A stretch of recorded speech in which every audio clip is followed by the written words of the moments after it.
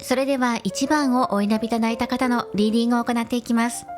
今回のテーマは年下のお相手との恋の行方について見ていきます。お相手の今のお気持ちをメインに見ていきます。よろしくお願いします。まずはスピリットキャッツオラクルカードから今のお相手さんのお気持ちテーマとなるようなことを1枚、今のコンディションっていうところでしょうか、1枚もらっていこうと思います。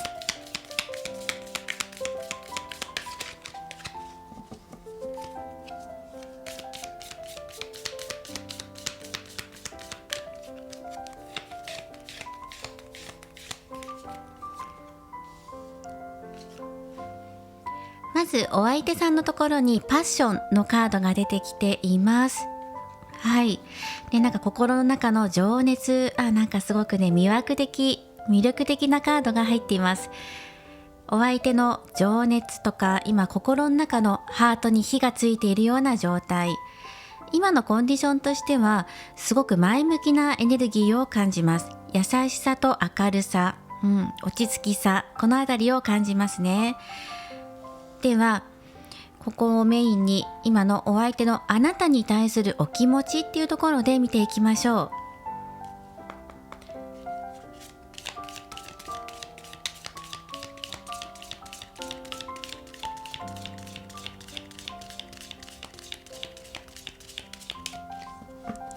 今のお相手、そうですね、なんか心も落ち着いているので恋愛に対しても前向きに考えていらっしゃるんじゃないかなとも思います。この今の片思いの行方はどうなっていくのか、あなたに対するお気持ちです。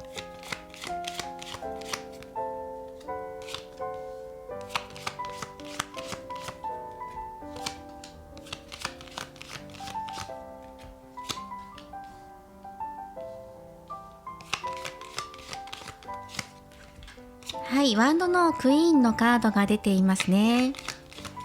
これはすごく魅力的な、異性恋愛対象の方っていうのを表していますね。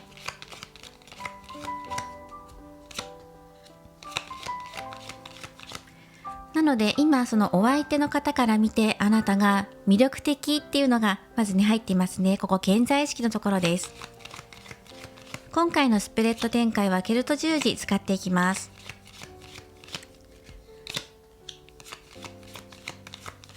はい、ではこの辺りで見ていきましょう。こちらのね、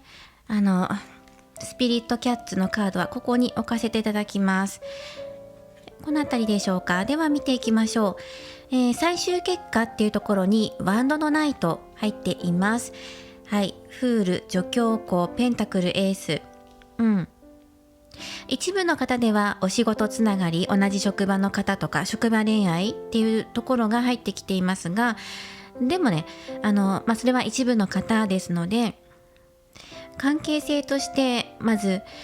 そうですね、今片思いっていうところで見ているので、今のこのお相手、あなたのことをもっとよく知っていきたい、仲良くなっていきたいなっていうのがシンプルに入ってきてるんじゃないかなっていうのを見て取ることができます。あなたの方が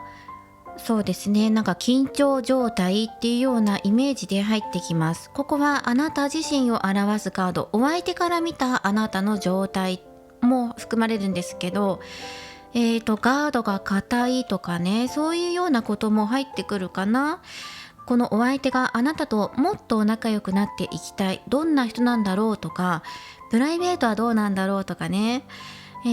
そうですね、浅い恋愛じゃなかったとしても今以上に仲良くなっていきたいっていうのを思っているんだけれども、あなたの方が身構えてしまっているようにお相手から見えているし、緊張してしまっていて、あとは周りのことを気にしていたりとか、お相手と隣を並んで歩いている時に自分自身の容姿のことだったり外見だったりとか年の差っていうところを気にされていたりするのかもしれないですね。そうですね、なんかね、お相手とても魅力的な方っていうのはここでもう入ってきています。もっと仲良くなっていきたいなって、話し合い重ねていきたい、ここ何か2人の間で目標があるのかもしれない。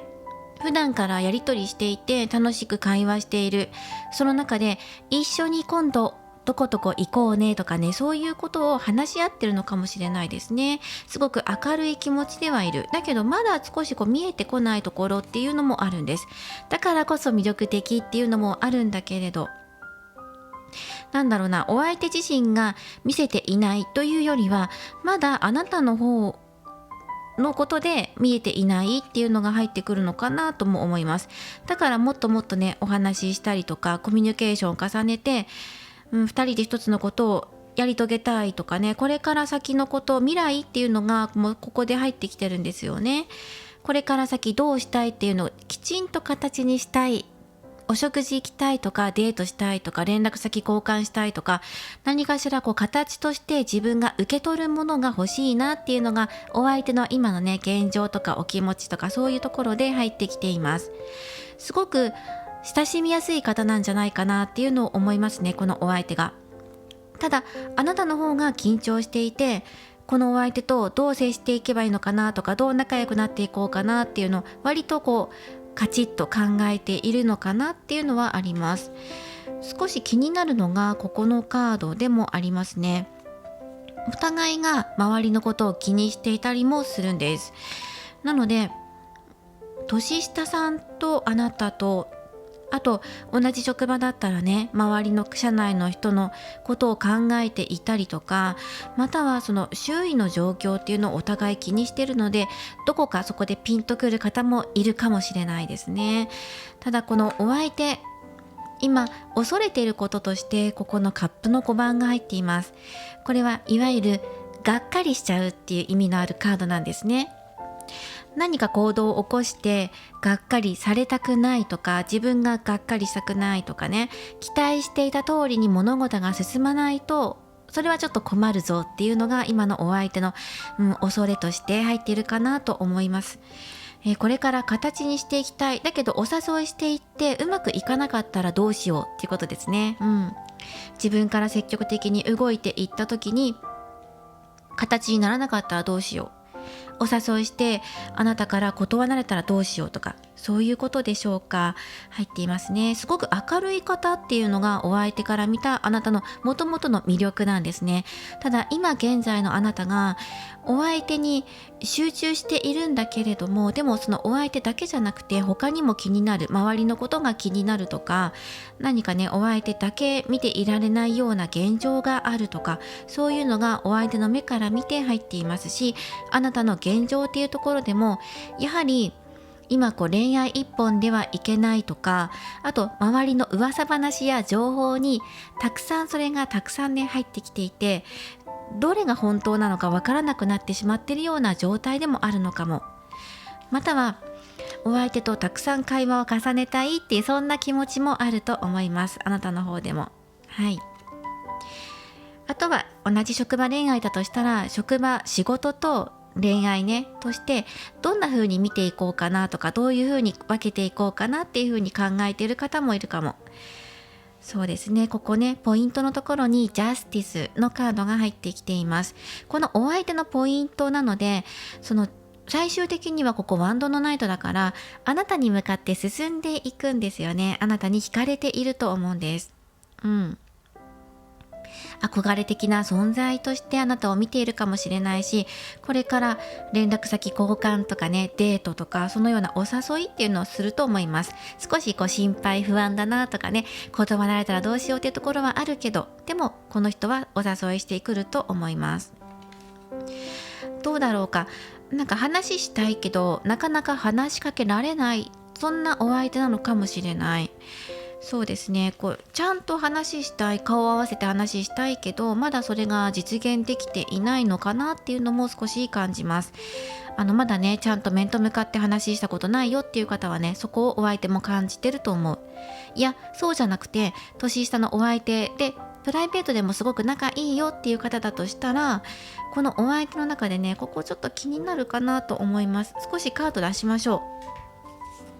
周りに言えないこと、もしくはあなたに言えないこととかで、あと単独行動っていう意味もあるので、一人で何かしようとしている、あなたに相談したいんだけど相談しないで自分で今動こうかなって思ってることがあるとかね。動きはここなんですよ。最終結果のところに、近未来の最終結果なんですが、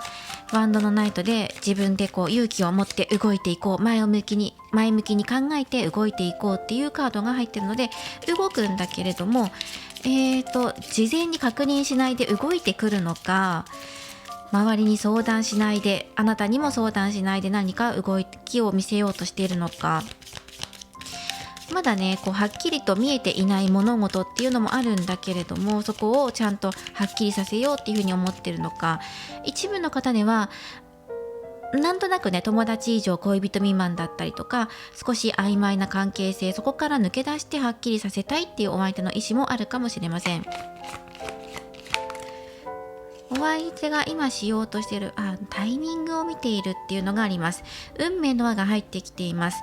タイミングですね。自分にとって良いタイミング、より良いタイミング、気を見て気を伺って動いていこう。でもこれはいつタイミングがやってくるかわからないから、すぐ動けるように対応していこう。だからいきなりタイミングがやってきたらバッて動いていくので、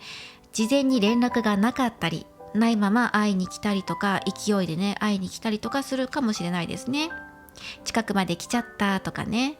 あとは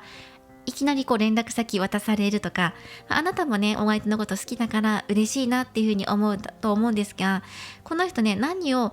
考えてるのかな、今どんな風にいるのかなっていう風に、何やってるのかなっていう風に深掘りしていくと、タイミング見てる、誰にも相談しないで一人でそれを見ている、考えてるかな。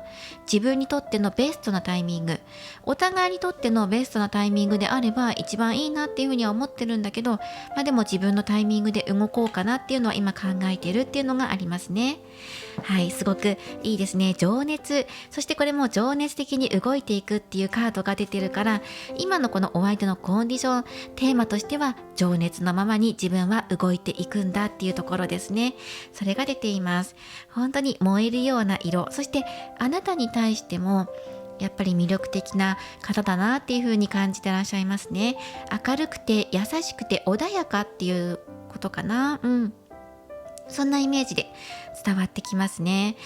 はい、では今のこのお相手の様子、コンディション、状況、お気持ちっていうところを見ていったので、じゃあ私どうしたらいいのかなっていうところに流れていこうと思います。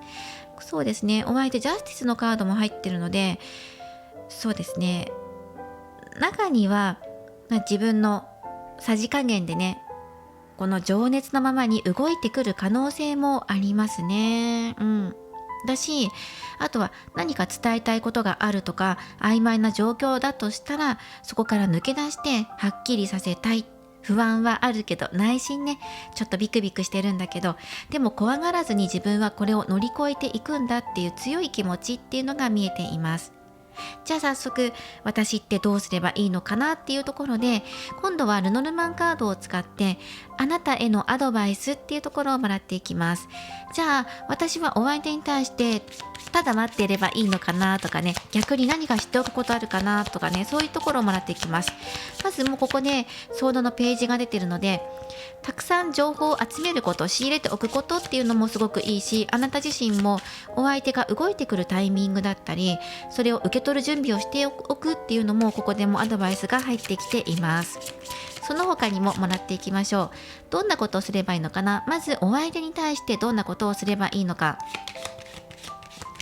そしてあとは自分自身に対してどういうことをすればいいのかなっていうところで出していきます。仲がいいんだけど友達以上恋人未満なのか、あとはまだね浅い関係性でっていう方かも、まだプライベートとして仲良くなっていないっていう方も多いんじゃないかと思うんです。割とこうお相手が今度はねしっかりとあなたと向き合うよとか、なんだろうな、今までこう自分のマイペースにやってきたんだけど、今度からあなたと合わせていくよとか、あとは自分軸っていうところをもっと強く出していって、あなたを導いていきたいとか、引っ張っていきたい、リーダーシップを発揮していきたいっていうような流れだと思います。今までなんとなくね仲良くやっていて楽しいねとかね、そこで終わっていて、あれ私たちって付き合ってるんだっけ、どうなんだっけっていうところから今抜け出そうとしてるんだと思います。じゃあ、あなたはお相手に対して何をすればいいのかなっていうルノルマンで道のカードが出てきています。これは2通りアドバイスがあります。一つは、総合的にね、迷いから抜けましょうっていうことですね。あなたも抜けていくんですよっていうところです。ここですね、道を一本に定める、分かれ道がある、どっちに行こうかなってあなたが思っているところ、分岐点に自分自身も立っているのかもしれません。その中で一つの決断を下す。よし、決めた、私はこっちの道を進んでいくんだっていうふうに、あなたも何か覚悟を持って道を一つに決めていきましょう、進んでいきましょうってことですね。それがまず一つ目のパターン。もう一つ目のパターンは、あなたも自分軸っていうところで自分の中で迷いを打ち消していくとか、恐れとか迷いから打ち勝ってあなたも進んでいく、一緒に進んでいけたらいいんだけど、でも多分このお相手の方が先に先陣を切っていくので、あなたもそれに合わせて自分の中でも一つ物事を決めるっていうのがあるかなと思います。はい、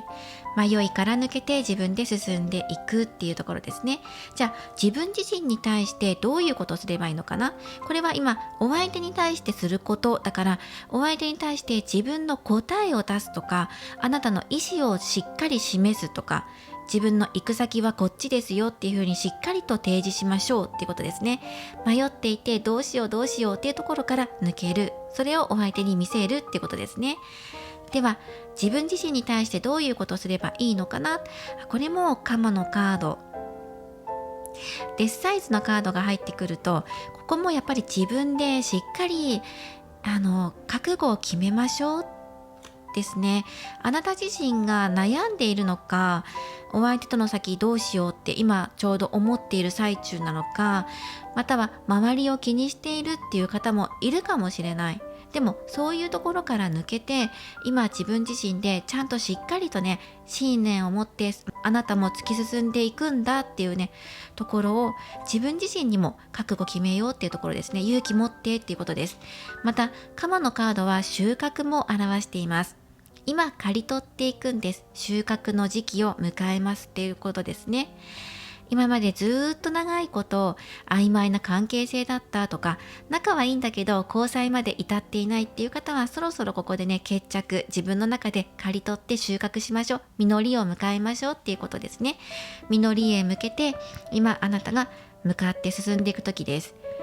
進むためにも何か確定する材料とかね、不安材料を打ち消すような何かが欲しいですよね。そういう情報を仕入れて大丈夫だっていうふうに思ってね、進んでもいいし、もう今の現時点で自分でよしやるぞっていうふうに決めていくのもいいし、あとカマのカードっていうのは断捨離も表しています。あなたの中でいろんな思考が駆け巡っていて、プラスなこともあればマイナスなことも今頭の中で考えているのかもしれない。その中で断捨離をしてくださいっていうことですね。身の回りの重くなっているものを軽くしていきましょう。多分ね、考えすぎなんだと思います。これを見てるといろんなこと考えていて、いろんなパターンを考えていて、どのプランでいこうかなとかね、あんまり失敗しないようにしていきたいなとかね、うまく持っていきたいと思っていろいろあれこれ考えているから、その中でシンプル化させていくのがいいんじゃないかっていうのがこの2枚でも読み取ることができます。はい、ぜひね参考にしてください。では最後ね、お相手からのメッセージと、あとあなたへの好転アドバイスっていうことで、もう少しカードを引いていきます。いやでもね、お相手がもうすでにこの潜在意識で魅力的っていうカードを出しているので、あなたの魅力っていうのが伝わっています。そしてこのワンドのクイーンっていうのは、明るく朗らかで親切、人に対して優しい、そしてそうですね、割とカラッとしているような明るいイメージがあるので、なのでもともと笑顔が素敵とか言われたことあるんじゃないかなと思うんです。周りの人にあなたが今までに言われたことあるんじゃないかなって。だから自分のできるだけ笑顔をねアピールしていくのもいいと思う。お相手もあなたの笑顔を見るのが好きとか、あなたの明るさに助けられたことがあるとか、そういうことも思ってると思うんですね。もう少しもらっていきます。そうですね、大胆に、あなたも大胆にっていう風に言われてるんじゃないかなと思います。この猫ちゃんのオラクルカードですね。にゃんこ先生のオラクルカードもそうですね、何かねこうお相手とはまた対照的な色合いで入ってきましたね。強く、そしてあなたも自分で勇気を持って進んでいこうとかね、割とパキッとした色合いで入ってますよね。だから今あなたに必要なのは大胆さなのかもしれません。何かを決めていくとか、進んでいくとか、行動に示す、態度に示すっていうことかもしれませんね。それが好転するチャンス、きっかけなのかもしれない。で、そのお相手との関係性によってもね変わっていくと思うんですが、プライベートでもうすでにね遊んだことあるよとか仲いいよっていう方だとしたら、今ここからさらに仲が深まっていくでしょう。そしてまだ浅い関係性でっていう方は、連絡先交換するとか遊びに誘うとか、そういうことがお相手の方から持ちかけてくる可能性が高いので、だからあなたも不安な気持ちっていうのを取り外していきましょう。でもし周りのこと気にしてるっていうようなカードイメージが入ってきたので、それに当てはまる方っていうのは、お相手はもしかしたら周りの目を盗んでね一人であなたに会いに行くとか、職場恋愛していて周りの人に気づかれないようにあなたにこっそり手紙を渡すとか、そういうことをアプローチ法を取ってくるかもしれないんですよね。それでもあなたが受け取っていいなっていうふうに思うのであれば、よしとするのであれば、それを受け取ってもいいと思います。ではもう一枚です。ラピスラズリ、最高の道を切り開く。でラピスラズリっていうのは深い青色をしています。なのでこの色をねラッキーカラーとしてお受け取りください。ラッキーナンバーは24番です。やっぱり切り開くっていうカード、意味が入ってるので、自分自身でも切り開いて進んでいくっていうのがねかなりキーポイントになるのかなと思います。あなたに進みたい道があるのであれば、その直感を信じてください。自分を信じて選択するということは、今のあなたにとって崖から飛び降りるくらいの怖さがあるかもしれません。またあなたの生き方はすぐには周りの人に理解してもらえないこともあるでしょう。しかしいざ行動してみれば、その恐怖は自分自身が作り出した幻想だったことがわかるはずです。周りの人の都合よりも自分の意思を尊重しましょう。できない理由、やらない理由よりもどうしたらできるかを考えましょう。あなたにできることはあなたの人生を歩むことです。それがあなたにとって最高の道を切り開くことへつながります。自分の直感を信じて動いていきましょう。ラピスラズリのカードです。はい。で、あとはお選びいただいたオラクルカードからもメッセージをもらっていきます。こちらですね。本当の目的はもうすでにあなたの心の中に存在しています。真の目的に導かれましょうというメッセージです。はい、本当はどうしたいのかとか、どの道を進んでいけばいいのかっていうのは本当は心の中にあるはずです。周りのことを気にせず、自分の直感に従って今大胆に動いてみてください。決断してくださいっていうアドバイスカードも出てきていました。ね、年下のこのお相手、あなたに対するお気持ちとして今魅力的に感じているよっていうカード。そして少し前はそうですね、お互いが自由でいられるような関係性だったんだけど、自分時間を大切にしながら何かね目標を持ってそれぞれが向かっている、やっていること、趣味とかもね没頭していた時もあったでしょう。でもこれからは、2人でね一つになって進んで作り出していきたいことがあるっていうお相手の気持ちが出ていました。今回は年下のお相手との恋愛の行方について見ていきました。お相手の現在のお気持ちお受け取りください。これからもリーディング動画を投稿していきますので、高評価やコメント、そしてチャンネル登録をよろしくお願いします。ではまた次回の動画でお会いしましょう。最後までご覧いただきありがとうございました。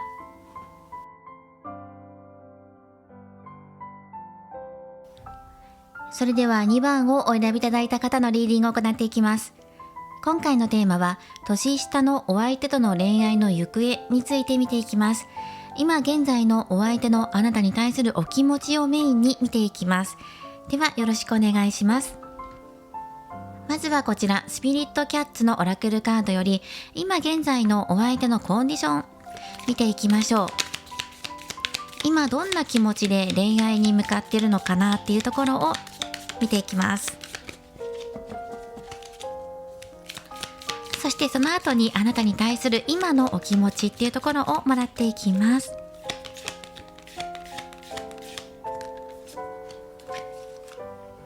では見ていきましょう。光のカードですね。すごく輝いているし、ここから癒しのエネルギーを感じます。今お相手は恋愛に対して癒しを求めているのかもしれない。少し日常生活で疲れていて、仕事が忙しいとかね、日々に追われていて少しゆっくりしたいなとかね、あと癒しの存在、癒しの時間っていうのを求めている可能性もあります。こちらですね。では早速なんですが、あなたに対するお気持ちっていうところで見ていこうと思います。ではこちらのタロットカードからケルト十字を使って今現在あなたに対してどう思ってるのかなっていうところを見ていきます。で今回は年下のお相手、こんな方との片思いの行方で見ています。ですごくプライベートでも仲いいよっていう方もいるかもしれないし、いや全然連絡先知らないんですっていう方もいるかもしれない。全てね総合的に見ていきます。このお相手が今現在あなたに対してどう思っているのか、なんでしょうね。ソードの4番が出てきています。ソードの4番っていうのは、一時休止や停止を表しています。やっぱりね疲れてるのかな、癒しが欲しいとか、これも回復をしたいとかね、そういう意味もあるんです。なので恋愛に対して今本当に癒しを求めているとか、疲れてるとか、ちょっと今動けない、動きたくない、休みたいとかね、そういう風な今の現状かなっていうのが見えますね。もうちょっとね見ていきましょう。でジャスティス、カップの2番が入ってますね。癒されたいのかな、あなたに。カップの2番っていうのは恋愛において恋愛のパートナーとかね、恋愛、素敵な出会いとかつながりとかを出会いつながりとかを意味するカードなんです。相性がいいとかね、それがあなたのところに入っている、あなたのところっていうか潜在意識のところに入ってるっていうことは、あなたと一緒にいたいとか相性がいいって感じてくれてるとか、すごく恋愛的には良いカードですね。でこれから、マジシャンのカードになっていきます。もう少し見ていきましょう。ワンドのキング、ソードの3番、ここはお相手から見たあなたとか、あなたの今現在のコンディションとかを表すところにソードの3番が入ってるので、中にはねあなたとお相手が言い合いになっちゃったとか、衝突しちゃったとかね、そんな方もいるのかもしれません。であなた自身も今深く傷ついていたりとか、どうしよう、悲しいっ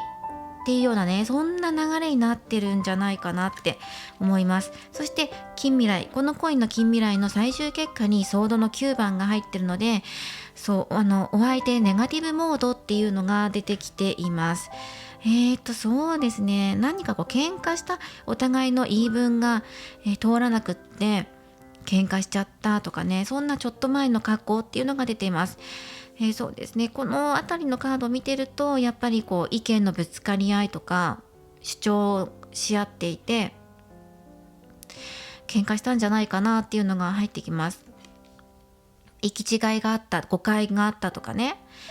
なんとかしようって思ったんだけど、うまくね絡まってしまって、うまく通らなくって、お互いが傷ついてしまった。一方では冷戦状態っていうのをお相手が今それを貫いてるのかもしれない。でもすごくこの人今、失望していたりとか、傷ついた心を癒したい、回復させたい。で、本当はねこういうあったかい光の中に包まれたいんだけどっていうところが出てきてます。で、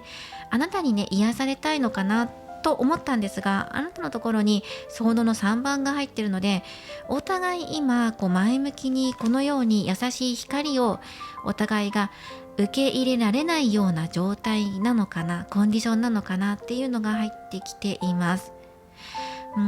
でもね、お相手の今頭の中考えてること、潜在意識ってことはここが入ってるので、あなたともう近くに行って話をしたいとか触れたいとか、例えば喧嘩していて今ちょっと距離を置いてますとか、連絡取るの控えてますっていう方だとしたら、本当にこうやってちゃんと会って話して、癒しの時間作ってね、仲直りしたいとかね、そういうことがお相手の今考えてることとして入ってきています。いや、喧嘩していませんっていう方だとしても、何か最近会えていないとか、過去のことについて揉めた、過去のことというか少し前のことでね揉めたんじゃないかなと思います。2人の中の喧嘩じゃなかったとしても、例えば周りに人がいて、この人についてどう思うとか、そういうことについて話し合ったりとかね、そういうこともあるのかなと思います。ここがそうですね、痛みとかを表すカードなので、あなたの中で今ハートが傷ついている、考えすぎによって心の通りに動けていないのかもしれない。でもそれはお相手にも言えるんですよね。自分のせいなんじゃないかっていうふうに自分をひどく責めてしまったり、お相手がね自分の中で深い闇の中に入っていて、ネガティブなところから抜け出せていないっていうのがあります。でもこれから先の近未来で、お相手今これ潜在意識で、じゃあどうしたい、心の中はどうしたいのかなって言ったら、本当は向かっていきたいんですよね。進んでいきたいっていうね、前に進むっていうカードが入っています。自分の気持ち、情熱を持って前に進んでいく。で、スピード感もここ溢れていますよね。何か行動に起こしたいとかね、そういうのも出てるんです。伝えたい熱意がある、届けたいものがある。どうやったら伝わるんだろうかっていうふうに工夫しようとします。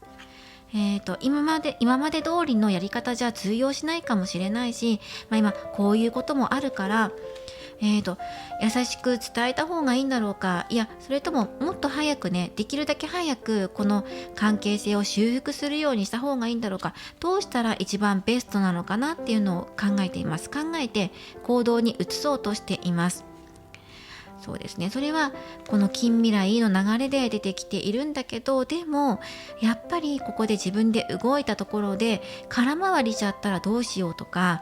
期待外れで終わったらどうしようとか、ここねがっかりするっていう意味のあるカードで、これはお相手の恐れもしくは期待で表しているカードなので、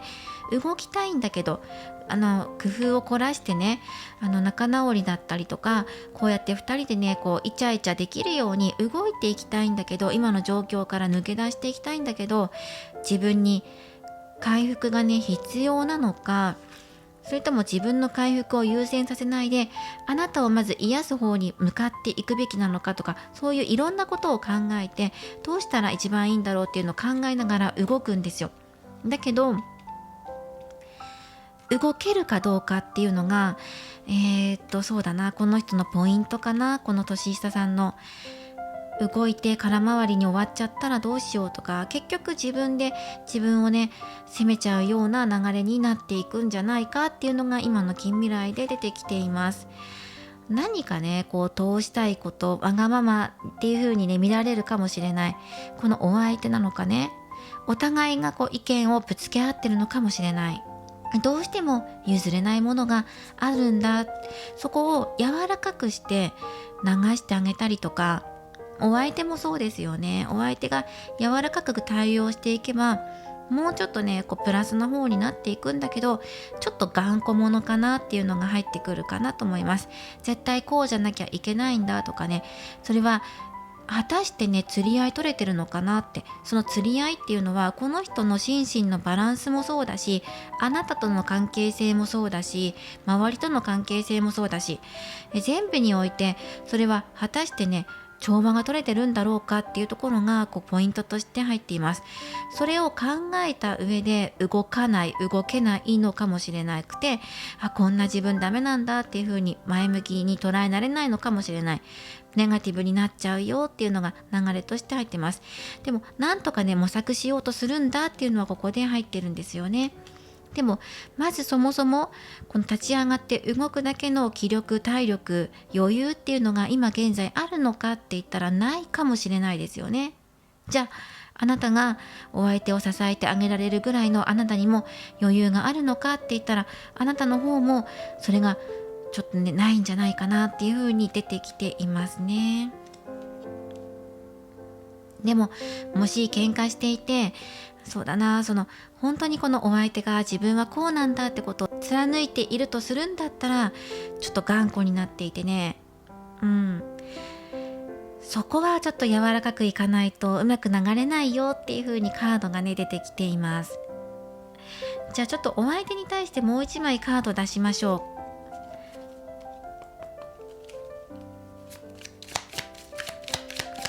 仲直りしたいけど素直になれないとかね、そういうところもあるかもしれない。喧嘩してる方はね。あとあなたと相性いいなっていうふうに思っていてもそこから動けない。例えば浅い関係だとしたら、いいなって一目惚れしたんだけど積極的にアプローチしていきたいんだけど、いやちょっと自信ないなっていう方が勝っちゃって結局動けないとかね、そういうことも出てるかもしれません。結果的にいいなって思っているところから動きたいって思っているんだけどネガティブになって自分自身責めて終わっちゃうってところです。ただあなたのところのカード見ていても、あなた自身も今痛みがあるよっていう風に出ているから、お相手と何かあったのかなっていう風に見ますね。お相手のところで1個出しましょう。やっぱり頑固者かなっていう風に入ってます。執着を表すペンタクル4番で、今ちょっとワンドのキングがうまく働いていないのかもしれないかなというふうに見ますね。どうしてもこれだけは譲れないんだっていうものがお相手の主張としてあるんじゃないかな。で、柔らかくあなたも対応しようって思っているんだけど、なんか執着ですね。ここねぎっしりとコインを抱えていて、欲張りなのか、たった一つこれだけは譲れないっていうところでぶつかり合いがあったのかっていうところで、どうしてもこれ今譲れなくてって、例えば自分から折れることができないとか、そういう今モードに入っているのかもしれない。もともとこの人がそういう人だっていうわけじゃないんだけど、今のこの人のコンディション、状況、気持ちっていうところを全部見ると、自分から素直になれていないような、そんなちょっと意地を張ってしまっているような今のお相手っていうのが見えますね。じゃあ私はお相手に対してどうしたらいいのっていうところと、私自身は自分に対してどうしたらいいのっていうところでルノルマン2枚もらっていきます。こちらのルノルマンからもらっていきましょう。まず今のこのお相手に対して、私ってお相手に対してどういう働きかけをすればいいのっていうところで1枚カードをもらっていきます。そして私自身は私に対してどういうことをしていけば好転するのかなって、今の状況を抜け出していけるのかなっていうところで1枚出します。そうですね、このままいくとお相手が自分自身を責めちゃう。なんか全部を見ていると、なんか意地を張ってしまって素直になれずに、本当はねこんなに優しい気持ち持ってるのに自分自身も今余裕ないしって思いやれる余裕もないのかもしれないですよね。とか喧嘩しちゃって落ち込んでるプラス意地を張って譲れないって折れないっていうところがあるから、なんだかんだ言って最終的に自分で自分を責めちゃう。なんで自分ってこうだったんだろうって、こんな頑固なんだろうって、折れられないんだろうとか優しくしてあげられないんだろうっていうふうに自分を責めちゃうっていうような流れですね。ではあなたが今お相手に対してしてあげられることを、紳士、これはあなたの好きな人、つまりこの年下のお相手のことを表しています。このお相手に対してお相手のカードが出てきているので、もう1枚もらっていきましょう。でもそうね、先にあなた自身に対して、私は私に対して何をすればいいのかなっていうところで、コウノトリです。これは幸せな場所に向かうとか、幸運がやってくる。コウノトリは幸運を運んできてくれる生き物というふうに言われているので、あなたのもとにチャンスがやってくるとか、幸運、自分にとっての転機、好転するチャンスがやってくる、巡ってくる。もしくは自分で切り替えてね、もう幸せをつかみに行くんだっていうふうにあなたの方から切り替わるのか、または場所の移動っていうのも入っています。もう1枚もらいましょう。お相手に対して今私どうすればいいのかな。そしてソードの3番プラスコウノトリなので、悲しみからもう抜けるチャンスが今やってくるし、自分から抜けようって思わなくても切り替わる、だったり節目っていうのがあるのかもしれない。悲しみはもう終わりっていうことで、自分自身でリセットかけてね、抜け出すっていう方もいると思う。お相手に対してしてあげられることを、クローバーのカードですね。日々お相手のことを思ってくださいっていうこと。そして思うだけじゃなくて、例えば連絡取れるとか、あと何か話しかけられるとか、お相手に対してしてあげられることがあるのであれば、なおよし。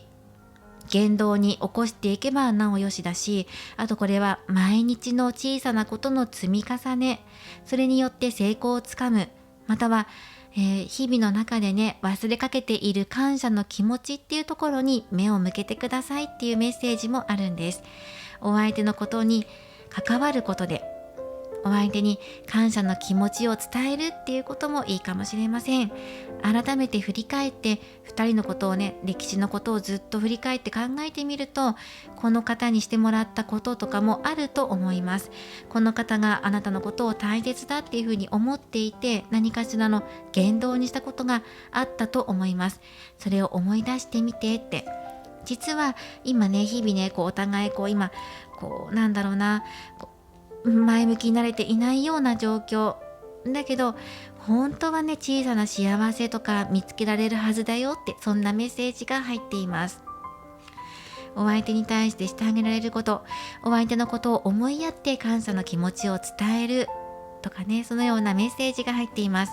じゃあ私は私に対してどういうことすればいいのっていう風になると、やっぱりね、この悲しみから抜けていきましょうっていうのがアドバイスだなという風に感じますね。それは自分でアクションを起こして変えていけるものかもしれないし、あとはね、自然と切り替わりのタイミングがやってくるかもしれません。ここはね、お相手の方から動いてくれるの待ってるんだけどっていう人に対しては少し厳しいかもしれないんだけど、あなたの方が先に変わると思います。そしてあなたの方が今度はお相手に対して伝えていくとか、支えていくとか、こんなに苦しい思いしたのにね、なんでって思うかもしれないけど、なぜだったら一番最初のこのカードに癒し回復っていうね、光のカードが入ってるからです。優しく包み込んでほしいなとかね。本来だったらこのお相手が光の存在であるべきで、この光をあなたに届けていくっていうのが本来あるべき姿なんだけど、でも今の状況を見ていると、この人そういう余裕なさそうですよね。なので今ここはちょっとあなたに頑張れっていう風にカードが言ってるかもしれないですね。今自分自身で立ち上がって、自分で幸せの方に流れを作っていく、優しい光を届けていく。そしてこの人がね、この暗闇から抜けていけば、あとはこのいつものね、頼もしいお相手というか、積極的で情熱的なお相手っていうところに戻っていきますから、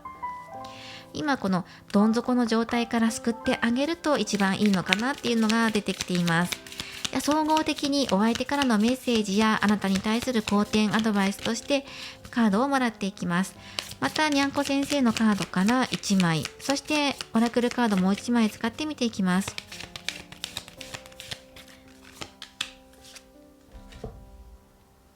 そうですね、忍耐を表すカードですね。だけど、それはね、自分たちの、これから先の明るい未来のためにだって苦しみを受け入れるんだって、そしてこうやって丸くなって、暖を取ったりとか、まずあなた自身も回復ですよね。お相手もそうなんですけど、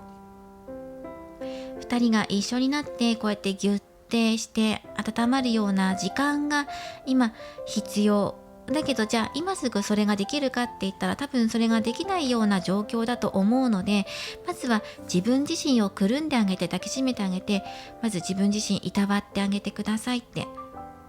なんか苦しいこととかもあったと思う、悲しいこととかもあったと思うんだけど、まずはそれを受け入れて、悲しかったんだとか辛かったんだっていうところを受け入れてから、その整理して、もうこれは手放していこう、もう明るいね幸せをつかみ取っていきたいからこそ、今これに向かって必要じゃないようなものは手放していって、そして新しいところを目指していこう。新しいところっていうのは今の現状から抜け出して幸せな方へ歩いていこう、歩んでいこうっていうメッセージですね。そんなメッセージも入ってきます。今まで耐えてきたことありましたよねって。でも一旦それらを全てまず受け入れてから、その中で仕分けしてください。何が幸せに向かっていく障害になっていたのかとか、または幸せになるためには何をしたらいいのかとか、必要なものは何なのかとか考えましょう。で、まず考える前に今のモチベーションだったり心の状態っていうのを回復させないといけないので、まず1番には回復、2番目には整理、そして3番目にこの旅立ちっていうところにつなげていきましょう。もう1枚カードをもらっていきます。エンジェルオーラ、祝福の光が降り注ぐ。これは、少しね色としてお伝えしづらいんですが、輝いているような光の色ですね。または光そのものっていうのがラッキーカラーとして入ってきます。そしてラッキーナンバーは1番です。つながりを表しますね。そしてコミュニケーション、これも表します。お相手とのコミュニケーションやつながりっていうところで、やっぱりこのカップの2番大きく効いてくるかなと思います。お互いが譲れないものがあったとかね、そういうこともあると思うんだけど、そうだな、コミュニケーションを重ねていくことと、あとこの2人の絆をね感じてくださいっていうことも出てるかなと思います。今ここにいてくれてありがとうって、お相手も感謝したいし、あなたも感謝をしていると思う。よくよく振り返ってね、この、悲しさ、痛みっていうところから抜けていけば、感謝っていうところに気づきがね得られるでしょうっていう意味があります。はい。そしてお相手からも感謝されるんじゃないかなと思うんです。今なかなか抜け出していけないネガティブモードから抜け出した時に、ありがとうって、光のカード、光を与えてくれてありがとうっていう風にお相手の方から言われるんじゃないかなとも思います。そしてあなたはいつどんな時も祝福されています。溢れんばかりの祝福のシャワーが、愛のシャワーがあなたに降り注いでいます。私なんてと自分を卑下しないでください。あなたはたくさんの祝福を受けてこの地球に生まれてきました。それは生まれた時のみならず、今もなお祝福され続けています。そしてまたこれからも祝福され続けます。あなたがどんな道を選択しようとも、どんな状態でいようとも、その事実が変わることは決してありません。あなたが誰かを、何かを心から愛おしい、大切だと思うように、もしくはそれ以上にあなたを愛おしい、大切だと思っている人がここにいるのです。あなたはいつも祝福されています。今お相手とのつながりをもう一度再確認して感じてください。こんなメッセージが入っています。総合的にお相手が今光を感じられない、受け取りづらいような状況、もがこうとするんだけど、やっぱり不安の方が勝ってしまう。ここはあなたが光となって、もちろんあなた自身も苦しいと思うから、いや自分にそれできるかなって思うかもしれないけど、でもやってみたらお相手を救えるのはあなただけなのかもしれません。そしてお選びいただいたオラクルカードからも好転アドバイスをもらっていきましょう。こちらは今日の今のね、自分を、ありのままの自分を受け入れましょう。少し迷っていますか？今できることに喜びを見出しましょう。今あなたができていること、たくさんじゃなくていいです。少しでもいいんです。今自分これしかできなくてじゃなくて、この今自分ができている中から喜べるものを見つけてください。その後に狙いを定めて、目標を決めて、次の成長へと進んでいくんですっていうメッセージです。はい、もう一度あなたは向かっていけます。幸せをつかみ取るんです。そのためにまず小さな喜びを見つけてください。今の日常の中での今もう一度喜べることを見つけるんです。これがまず一番最初のメッセージですね。その後に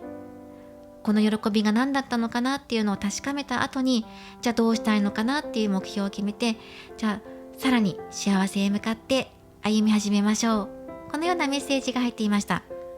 今回2番をお選びいただいた方、お相手との間に何があったのかなっていうのを感じます。ただもう根本的なところっていうのは2人のつながりっていうところなので、このつながりはね、消えることはありません。今のこのネガティブ、下を向いているような状態から抜け出すと、またこの喜び、つながりっていうところになっていきますから、ぜひやられてみてください。今回は年下のお相手との恋愛の行方について見ていきました。お相手の今のお気持ち、今後の流れも見ていきましたので参考にしてください。これからもリーディング動画を投稿していきますので、高評価やコメント、そしてチャンネル登録をよろしくお願いします。ではまた次回の動画でお会いしましょう。最後までご覧いただきありがとうございました。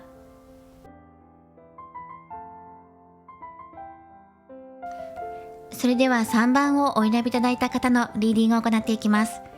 今回のテーマは、年下のお相手との恋の行方について見ていきます。お相手の今のコンディションや、今あなたに対するお気持ちについて見ていきます。よろしくお願いします。まずスピリットキャッツのオラクルカードより、今のお相手の恋愛に対するモチベーションというか、コンディションっていうところをもらっていきます。今恋愛に対してどういうことをメインに考えている、感じているのかなっていうところです。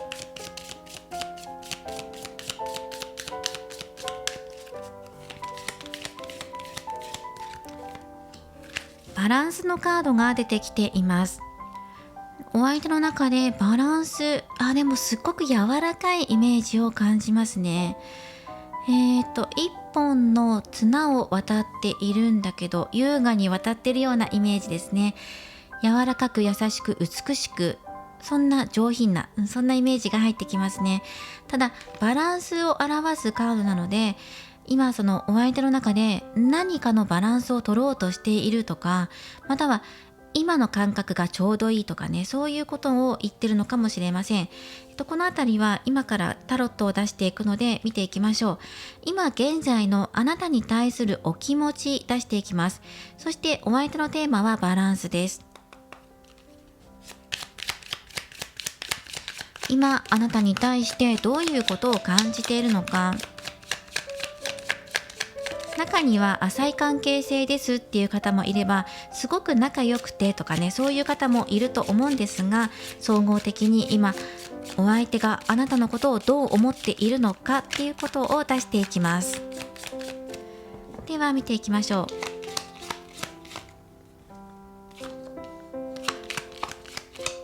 太陽のカードですね。いいかなと思います。ごめんなさい。タロットカードは聖地採用なので聖地でもらっていきます。忍者のカード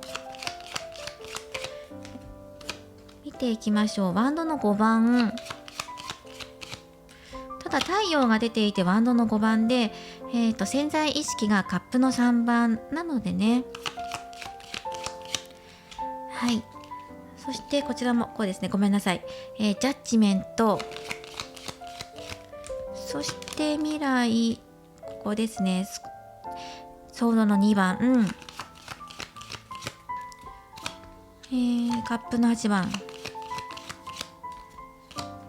そしてカップの9番、ここはあなたを表す位置ですね。お相手から見たあなただったりとか、あなたそのもののコンディションを表すところです。カップの9番と今の現在お相手太陽なので、2人にとって嬉しいことが今あるとか、今すごく仲いいとかね、そんな感じで伝わってきます。はい、これが最終結果、2人の恋の近未来の最終的な行方、近未来のね行方としては月のカードが入っています。悩むかな、悩むというか不安になるかなっていうのが流れとして入ってはいるんですけど、でも逆にね、それでいいのかなっていう、って今思った方もいるかもしれないんですが、バランスが取れるのかもしれない。今すごく本当だ、バランスっていうカードが入ってますからね、バランスが取れるのかもしれないなと思いました。陰蛇風る太陽月という風に来てるので、何かね安定するというか、生活なのかな、気持ち的なことなのかな、心身のバランスもそうかな。今すごくエネルギーが溢れているんですね。まずお相手が、もちろんあなたも満たされている、すごく満たされていて明るくて仲いいし、で少し前に嬉しいことがあったんじゃないかなと思います。お二人の間で例えば交際がスタートしたとか、好きって言われたとか、それに近いようなことがあったとか、2人にとって嬉しいことです。で中にはジャッジメントなので、再会とか復活とか復縁とかね、そういうことも表しているから、そこに当てはまる方もいるかもしれないんだけど、何か今回感じるのは嬉しいことがあったんじゃないかなっていうのが感じますね。復縁とか再会とかじゃなくて、そうですね、2人にとって嬉しいことなんじゃないかな。ただエネルギーが今溢れ返ってるような状態なのかなと思いました。ちょっと今回3番さんは本来だったらね、月が出てるし、って月って見えない、先行き見えない不安とかを表すんですけど、ソードの2番も入ってるしね、ってね思うかもしれないんですけど、それらも踏まえた上でバランスが取れていくのかなとも思いましたと思うんですよね。何かね今すごく嬉しいことがあって満たされていて、そうですね、その中で幸せを見つけたとか、意味あるもの、2人が一緒にいる意味とか、そういうもの、目標が一つ定まって動けるようになるとかね、目標に向かって動ける。でこのお相手の中でも気持ちの中で一区切りつく、整理がついて、さあ新しいところへ向かっていこう、そんな気持ちになっていってバランスが取れるような気がします。今ここワンドの5番が出てて、中にはね争い事とか、意見のぶつかり合いとか、そういう風に取る時もあるんですが、今回はエネルギー同士のぶつかり合いではなくて、この人の持ってるエネルギーが一つに定まっていくっていう流れで見るかなと思います。うまくバランスが取れていくのかな。セーブかかっていく、セーブをかけることでより現実に近くなっていくとか、そんな風に見るかなと思います。そうですね、何かがあるから不安になるとかじゃなくて、逆にすっごいハッピーな状況とかエネルギーとかが溢れ返っているからこそ、見えてこなかった現実に目を向けようっていう風な流れになる。今現実よりも自分たちの世界でハッピーハッピーハッピーっていうような状態から、少しだけハッピーを取り除いて、そうだ現実に目を向けてみようって、今どんな感じで現状進んでるかなっていう風な現状把握っていうバランスがうまく取れていくのかなとも思います。外じゃなくて、内にも内にもっていう風に、心の中にもエネルギーを傾けていくことによって、外にもエネルギーを出していけるし、心の中にもエネルギーを入れていけるから、ちょうど良いバランスが取れていくような、そんな感じで入ってくるかなと思います。ここのフールのカードはお相手の期待や不安を表すところなんですね。でフールだから解放とか自由とかを表します。そうですね。そしてこう流れていくとしてもやっぱりバランスが取れるのかなと思います。キーポイントは忍者のカードです。だからただフールで自由解放っていう感じで外外とかではなくて、忍者で内内っていう風に中にも中にもっていうのが入ってくるのがポイントなので、だから今回は不安、どうしよう、先行き見えない、未来に対して不安だっていう風になるんじゃなくて、今のエネルギーを維持していきながらより良いものにしていくために、自分たちの内側にもエネルギーを込めていくとか、あと自分たち以外のね、周りのことに対して気を使うところが見えてくる、はっきりと見えてくるとか、見るようになる。自分たちのがすごく安定してるからこそ余裕が生まれて、周りのことに対して積極的にね取り組んでいけるようになるとか、そういう風に取った方がいいかなと思います。これも明るい意味で取りますね。自分たちの幸せを持ちながら周りのことに目を向けて、新しく切っていくことがあるんじゃない、スタートを切ることがあるんじゃないかなと思いますね。このように新しいスタートだけど、幸せな気持ちを持った上でのスタートだと思います。うまくバランスとってねっていう風なメッセージも入ってくるので、アドバイスも入ってくるので、もしね今すっごいハッピーな状況でとかウキウキしてますっていう方だとしたら、今その外に向かって出しているエネルギーを少し自分たちの方向、自分の心の中にね落とし込むか、あとは周りに対して気配りをしていくか、現実見てどこか改善するところがないかとか、新しく始めていくことがないか、未来に対してどうしたらいいのかって具体的な策を考えるとか、そういうところがアドバイスとして入ってるかなと思います。すごいね乾杯モードなんですよ、お相手が。もう成功したって、嬉しいことあって、自分の中で達成した、嬉しい目標届いたって、もう最高じゃんって、お祝いしたい、もうお祝いだよみたいな、そんな嬉しいような状況なんですね。だからこそ今そのエネルギーが溢れているようなこと、この人の頭の中って嬉しい、楽しい、もうねそんなことでポジティブなエネルギーとかはたくさん出てきていて、分散しているような状況。もちろんポジティブだけじゃなくて、実は本当にね忘れかけているようなところにも目を向けなきゃいけないよってことも教えていてくれてるから、そういうところのエネルギーも本当は放出されているんですよ。例えば思いやりの気持ちを欠けているとか、周りに対しての配慮が今ないような状況なのかもしれない。だからこそ今バランスを取るっていうところに目を向けていく必要があるんじゃないっていうふうにね、嬉しい意味でのアドバイスが入っています。すごい嬉しいことがあったからこそね、忘れてはいけないところもあるんだよっていう風に入ってきますね。またこのお相手のテーマにバランスっていうカードが入っていたので、ここねバランスっていうね入っていたので、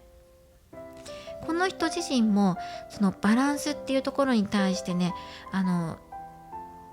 動いていくのか、目を向けていくのか、ただでも自然にねバランスが取れると思います。で、中にはそのお相手と交際を始めるとか、あとこの人と一緒にね一晩過ごすとか、そういう方もいると思います。肌を重ねるってことですね。そのことによってより一層バランスが取れるっていう方もいると思います。で、少しカードを補足で出していきます。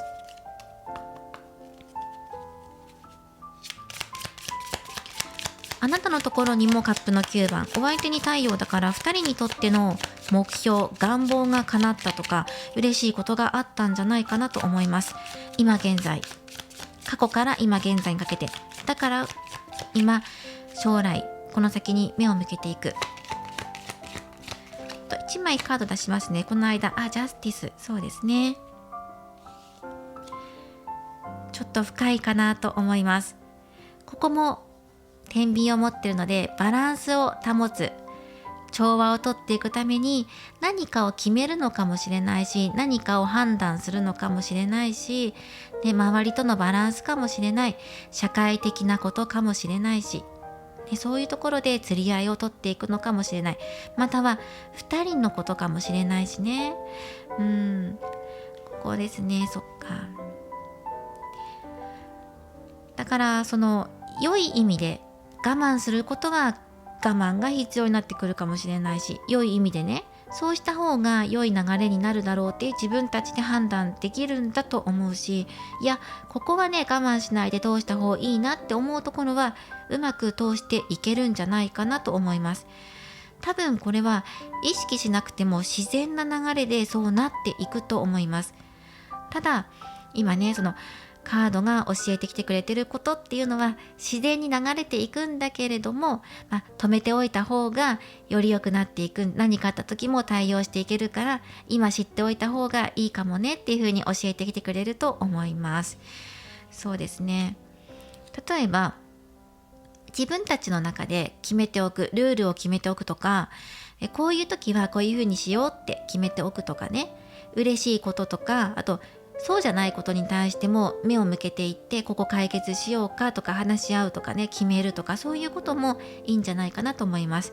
で、何か困ったことが出てきた時は、そういう時ほど、あと嬉しいことがあればあるほど、自分の心の中にもう一度立ち返って、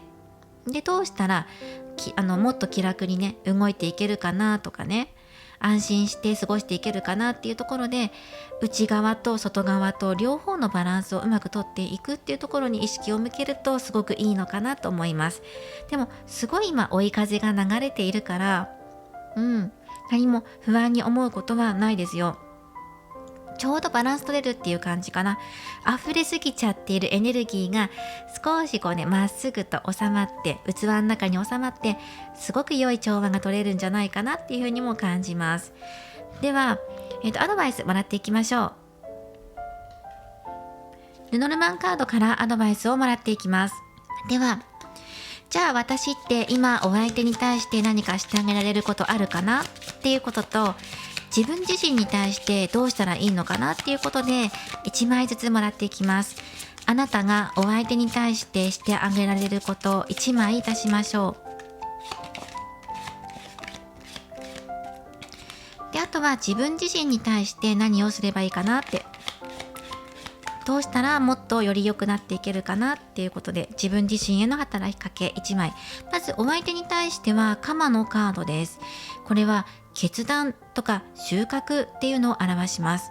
何かを刈り取ることにより、より精査されて、より整頓されてきれいになって、そして自分のところに収穫、実りをもたらしましょうっていうことですね。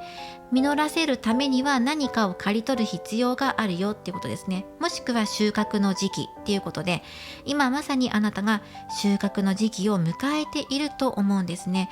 ここ2枚こうやって揃ってるし、こうやって見ているとすごく嬉しいことがあったっていうのが伝わってくるので、本当に今収穫の時期なんじゃないかなっていうことです。で、あとこれはお相手に対して何すればいいのかなっていうことなので、これは2通りあります。一つは先ほど言った収穫っていう風に取る。で、もう一つはそのお相手に対して何か伝えるとか、自分の意見を通すとか、2人で決めてこれこうしようっていうルールを決めるっていうことですね。ジャスティスのカードも入ってるから、この鎌とか剣とかをね、こうやってバッサリと下ろすときは下ろしますよっていう覚悟が必要とか、もう叱るべきタイミングで下ろすときは下ろすんだよっていうふうに、そういう態度とか言動とかっていうのを示すことっていうことですね。あとはもうシンプルに考えてくださいって。あれもこれもこうしなきゃとかではなくて、もうシンプルに一つだけに絞るとかね、そういうことも必要になってくるでしょう。で、お相手に対して何か伝えることが自分の中で今あるよっていう方は、一つ伝えるっていうこともいいと思う。大丈夫って今周り見えてないとか、二人の間で実はここ問題に感じてることあるんだっていう方はね、より一層このお相手に伝えることがあるんじゃないかなと思います。正していくとかサポートするっていう意味でとってもいいと思います。あなたがコントロールして、うまくバランスをとっていく、周りとのバランスなのかなと思います。2人はすごく今いい感じっていう風に入ってくるので、一緒にいて楽しいしね、嬉しいしっていう風に、入ってくるので、でもいつまでも太陽ばっかり昇っていても暑いしね、夜が来ないっていうことで、昼も夜もあってちょうどバランスが取れていくんだっていう風に感じると、すごく物事がスムーズになっていくかもしれない。では私は私に対して何をすればいいのっていうことで、山のカードです。課題とか乗り越えるものとかっていうのを表します。あなたの中でようやく一山乗り越えたぞって今思ってるのかもしれないですね。山の頂上に立って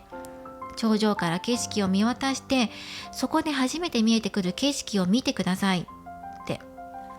頂上まで登り詰めて見える景色は一体どれだけ美しいのか、またはどこかでね、山から見下ろしたらどこかの村で、あ、ここ今大変なことになってるぞっていうことに気づくかもしれない。美しいだけが全てじゃないっていうことに気づくかもしれないから、そこでようやくね、視野が広くなって見えてくるものもあるだろうっていう風に伝わってくる。何かね、これから乗り越えなきゃいけない課題があるよっていうよりは、もうすでに乗り越えたんじゃないのかなと思います。で、頂上に立って、でよくね、現実世界、下の世界っていうのを見てみたら、実はここをこうした方がいいなっていう風に思うことが出てくるよ、気づくよっていう風に入ってるんじゃないかなと思います。はい。でそれでは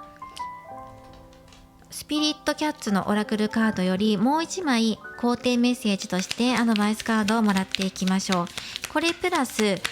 もう1枚のオラクルカード2枚から今後どうしたらいいのかなっていうヒントになるようなことやアドバイス、お相手からのメッセージ含めもらっていきましょう。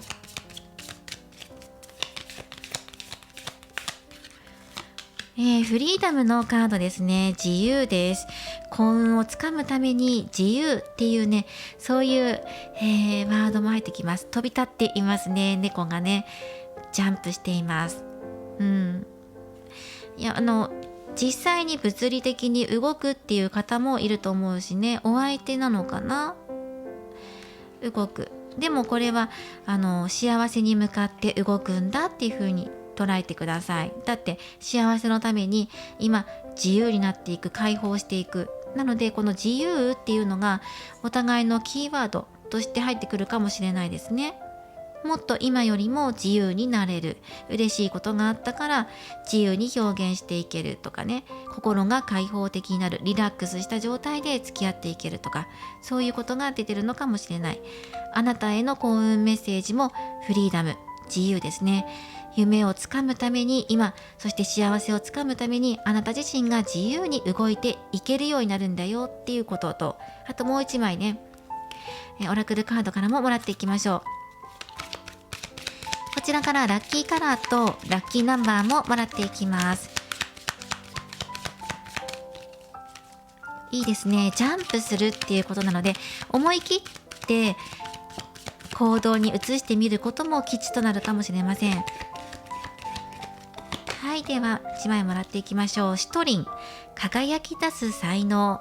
で、ラッキーナンバーは23番、ラッキーカラーはシトリン。この色、このカードから少し伝わりづらいんですけど、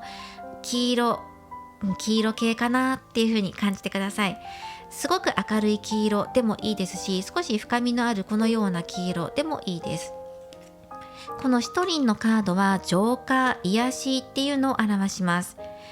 これはあなたに生まれつき備わっている才能や知恵を表現することをサポートしてくれるカードです。輝き出す才能ですね。才能を開花させ、生きることを受け入れてください。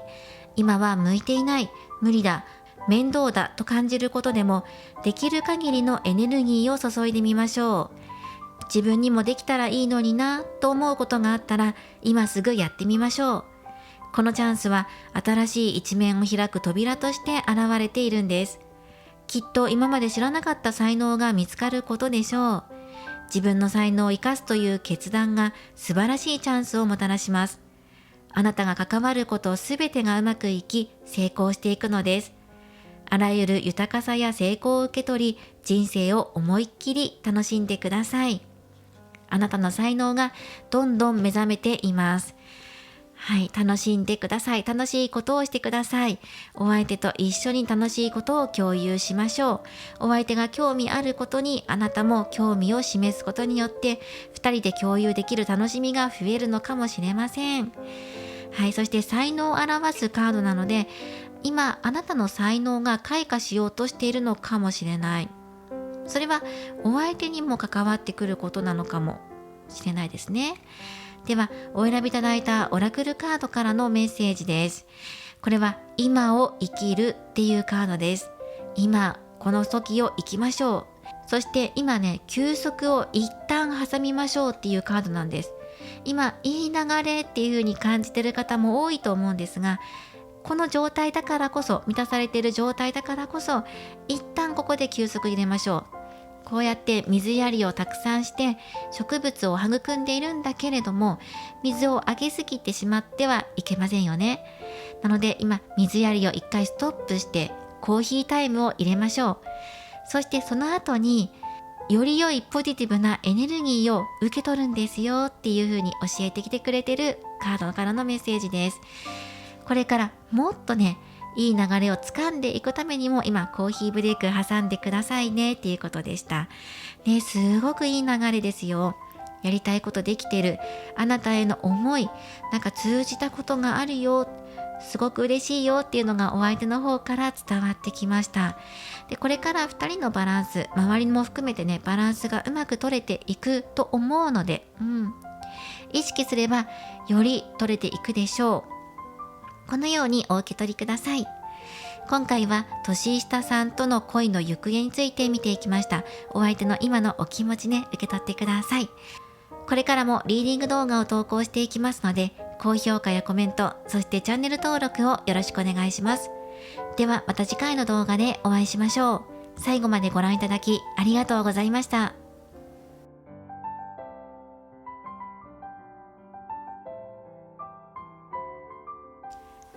今回のリーディングは以上となります。年下さんとの恋の行方について見ていきました。年下さんシリーズです。はい。で、今回はプチ3択占いやっていきましょう。このようにね、3択で今回選択肢ご用意させていただきました。どれも植物が入っている絵柄だったので、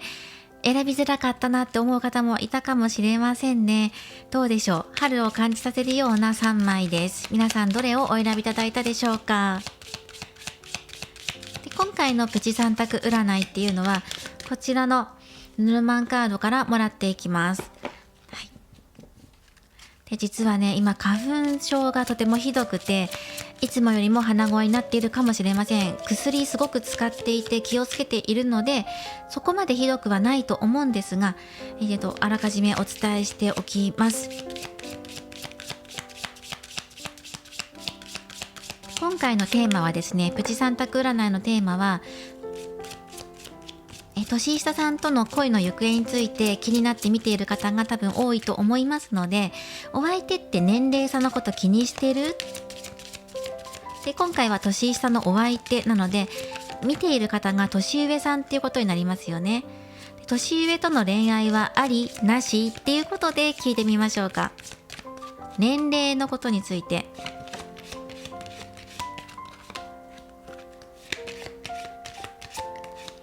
あなたのことについてではなくて、年齢差のことについて。この人の中で年上の方との恋愛はありなのかなしなのか、年齢のことについてどう考えているのかっていうところでもらっていきましょう。はい。でもね、年齢って好きになってしまえば関係ないと思うんですよね。はい。では見ていきましょう。傾向としてはね、年上の方が好きっていう方もいれば、年下の方が好きっていう方も、傾向としてはね、あるとは思うんですが、好きになっちゃえば関係ないと思う。で、今回は右、真ん中、左で見ていきましょう。では、右の方、この人は年齢差気にしているんですか？雲のカード、グレーゾーンっていう感じかな。あんまりはっきりとした答えを出してこないので、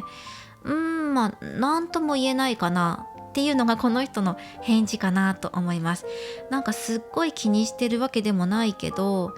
囚われているわけでもないし、こだわってるわけでもないし、絶対ダメとか、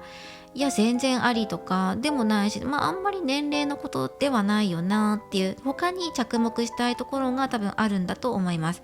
なんか年齢差についてはグレー、年上との恋愛についてもグレーっていうところで出してきています。で、真ん中の方を見ていきましょう。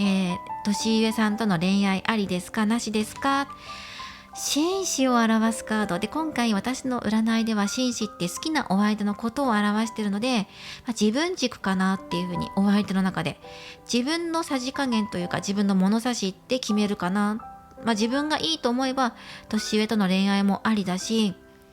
で自分が年下の方が好きって思う時もあるだろうしって、多分この人の中の物差しっていうのが多分あると思うんですね。基準というか。で、自分のなんかこうストライクゾーンっていうんですか、そこに入ってくるんだったら、多分年齢とか関係なく、要は自分がいいと思うか思わないかってことだと思うんですね。ちょっとこの方とも似てるけど、こっちの方がはっきりしてるかなと思います。この人はどっちかっていうと、流れとして年上の方と、ご縁があったら、そういう時もあるよねとか、そういう感じだと思うんですけど、この人は自分がいいと思ったら全然大丈夫みたいな感じで、割とはっきりしてるかなと思います。ただこの人のストライクゾーンに入らなければ、年上だろうが年下だろうが同い年だろうが弾かれていくんじゃないかなっていうのは出ているかなと思います。では、左をお選びいただいた方です。年上さんとの恋愛ありですか。ありですね。3番、船のカードです。積極的に前に進んでいるので、年上さんが好きなのかもしれないですね、この人がね。年上さんとの恋愛全然ありですし、自分から積極的にアタックしますよっていうのが入ってきてるので、はい。なのでね、恋しちゃうともう積極的なモードだし、逆に積極的に年上さんと関わっていきたいっていう気持ちも強いと思います。はい、ということでこのような結果となりました。ぜひね、これもね、プチ3択占いとしてお楽しみいただけたらなと思います。どれをお選びいただいたでしょうか。で、今回もね、年下さんとの恋愛の行方見ていったので、またこれシリーズ化してますから、次回の更新をお楽しみにしてください。では、本日も最後までご視聴いただきありがとうございました。次の動画でもまたお会いしましょう。